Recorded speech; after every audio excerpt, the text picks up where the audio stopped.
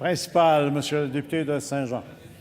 Monsieur le Président, à Québec, la résidence pour aînés sans but lucratif Kirouac doit obligatoirement installer des gicleurs dans ses installations d'ici le 2 décembre 2020.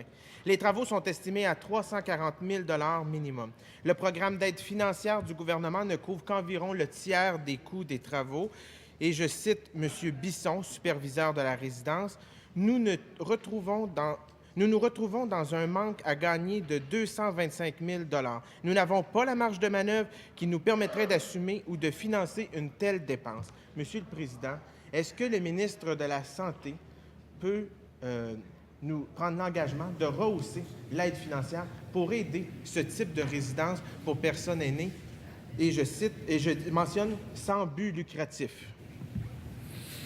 Monsieur le ministre de la Santé. Je tiens à rappeler, Monsieur le Président, notre collègue de Saint-Jean, que la politique qui a été mise en place pour le déploiement de gicleurs dans toutes nos résidences pour personnes âgées pour assurer la sécurité de nos aînés, compte tenu évidemment de l'historique que l'on a connu d'une part et du risque réel qui existe lorsqu'il y a un incendie, c'est une politique qui a été le fruit d'une consultation.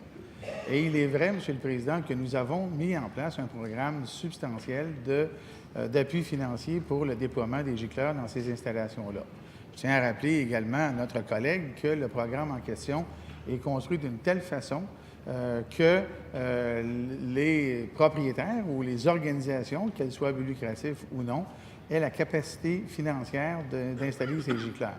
Je le répète, Monsieur le Président, cette politique-là a été mise en place à la suite de consultations qui ont inclus les organisations à but non lucratif et nous croyons que le programme en question est de niveau approprié pour assurer le déploiement de ces gicleurs-là.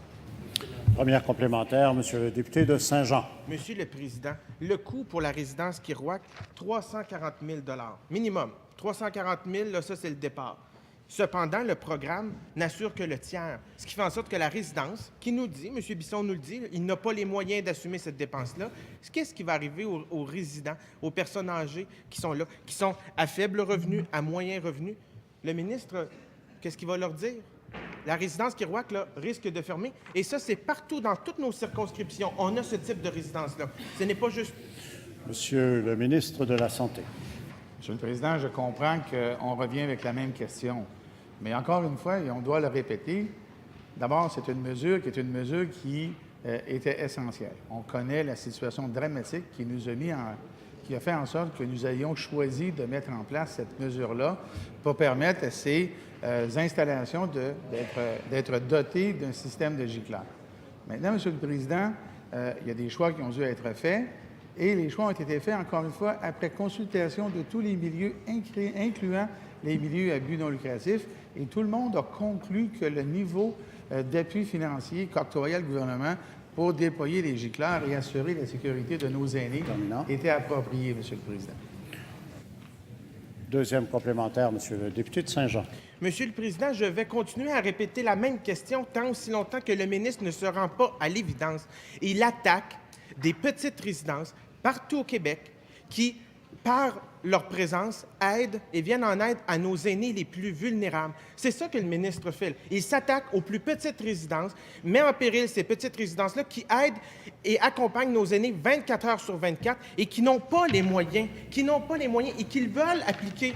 Ils veulent installer des gicleurs, mais ils n'ont pas les moyens. Est-ce que le ministre va se rendre à l'écoute? Monsieur le ministre de la Santé. Monsieur le Président, je trouve que notre collègue de Saint-Jean devrait choisir et peser ses mots.